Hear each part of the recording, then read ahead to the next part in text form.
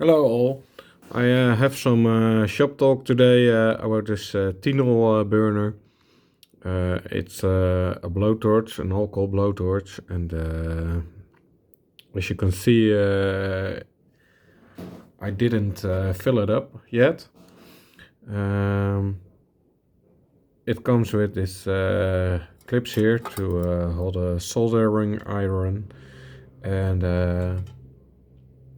I think that that was really neat. It was loose here, so I soldered it back on, and I now want to try to fill it and to light it up. So I hope I can do that on camera. I'm not sure if it is leaking or not, but we will see. I have some alcohol here. And I give it a light fill, not too much. I don't know if it is leaking at all. So that's something you want to try first. Fill it up. I take some paper towel. And first I try to see if there are no leaks on it. If there are any leaks, mostly I have to solder them up, but I didn't find anything that says that it is gonna leak. I also found some information. It can burn for 2 hours in a row. It's to take with you, so it's a small burner, and for your toolkit there's a rubber inside. It's a little bit hard, and we have this tube. This is a brass tube with an inner wick and an outer wick. The inner wick is for the burner itself. There's a little small hole here. I don't know if you can see right there. There's a small hole, and this wick becomes wet and soaked. Heats up the inner wick, and this is all closed on top. And if the inner wick, the alcohol's cooking, and if the alcohol's cooking, it's pressurized. So this seemed to be all fine. I wet this before. It's the first use in many years, I guess.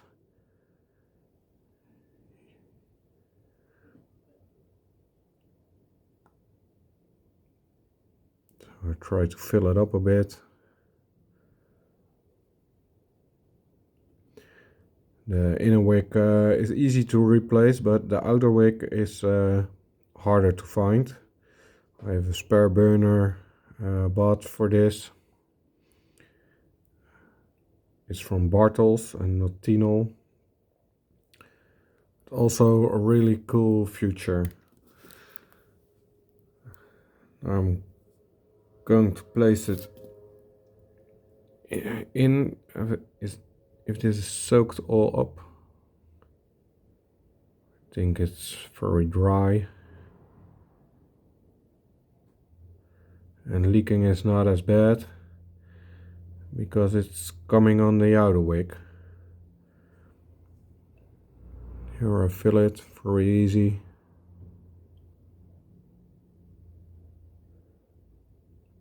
And after this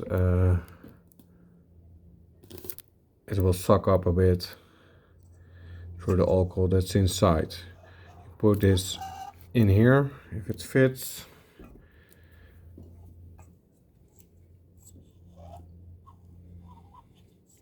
It's a little hard to get in.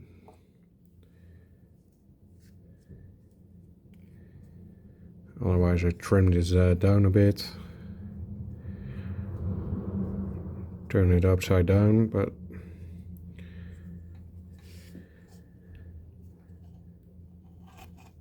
there it goes. So that's in now.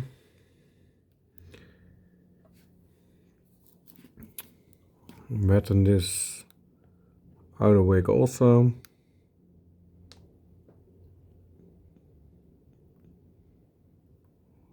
Because it is bone dry.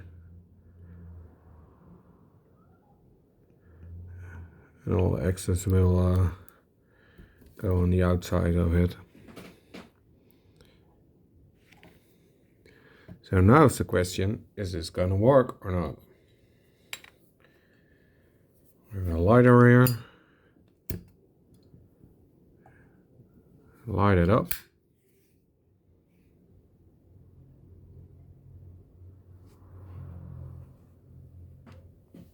I put out the light because it's better to see. Here is it.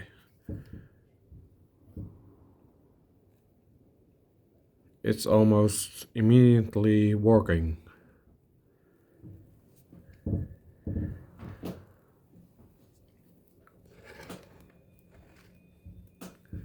You can see the outer wick is burning and heats the head here, and the outer wick is making this this flame.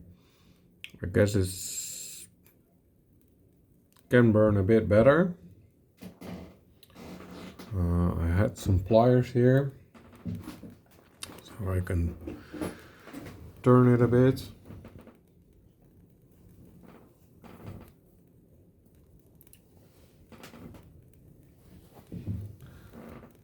And I have no pliers. It's a little bit a mess right now. Let's grab another one. Turn the head a bit. That's straightforward. And now you can lay your soldering iron on top of here.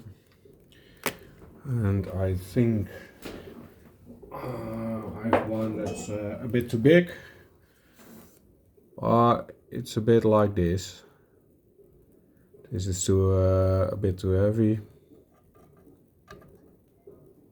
But this is the general idea of it. So you heat up a smaller iron, and then you can solder with it. It's pretty neat. It's a pretty neat invention. Here, look how that iron gets hot fast.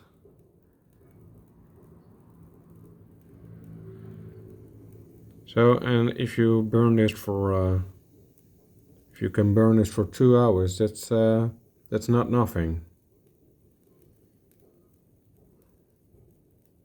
I found it a pretty cool item. I also have a length torch. Same principle. You heating up the head of it, and there it goes.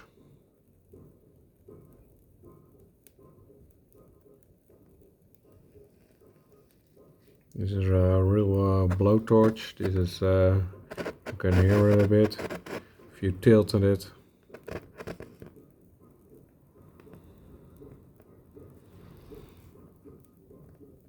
It's a pretty cool flame.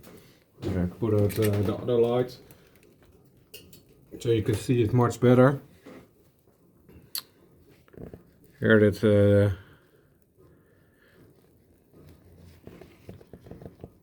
length burner needs the flame to heating up, and the other one has the outer wick, so that's much concentrator to the flame. I think you can tilt it a bit better than this one. I don't know if this is more early, but it still is a cool Cool device. Really hard to see. And if you cannot tilt it too much because the flame, you see it goes out. But this is a pretty neat soldering iron device to solder wires on height. You always have to think about this flame, but it's working pretty good. And you blow it out just like a candle. And that's basically it. I have to beware because everything is hot now. So to see how hot, you have to wait a minute. And this is after years and years of not working. It's just right on. Burned pretty good. And not all of them have this braces to hold it. I thought it was a really neat thing to have in the shop, to try a small soldering iron and solder the old-fashioned way. And well, I have to see how that goes. I hope you all like this video, and to see an old burner in action again.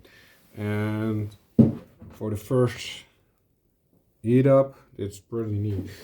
I put some more light out, so it's better to see. Tinol, I think this is from around the 1920s. And they come with a Tinol soldering paste.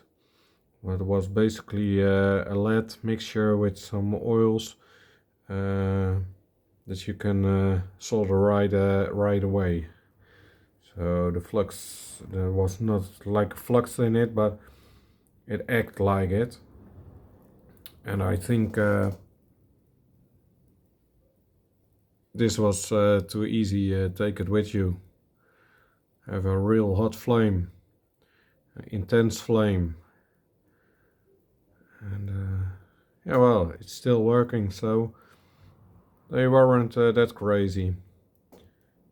I thank you for watching, and I hope you like this. And if you have questions, just ask them. See you in the next video. Bye bye.